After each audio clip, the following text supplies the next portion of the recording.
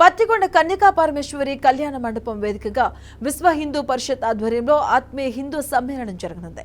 ఇక విహెచ్పి ఆవిర్భవించి 60 ఏళ్లైన సందర్భంగా నిర్వహిస్తున్నారు. వేలాది ధార్మిక సంస్థలు కలిగి ఉన్న ఏకైక విశ్వవేదిక విశ్వ హిందూ పరిషత్ అని భక్తులు కొనియాడారు. కులాలకు రాజకీయాలకు అతీతంగా హిందూ బంధువులు పాల్గొనాలని పిలుపునిచ్చారు.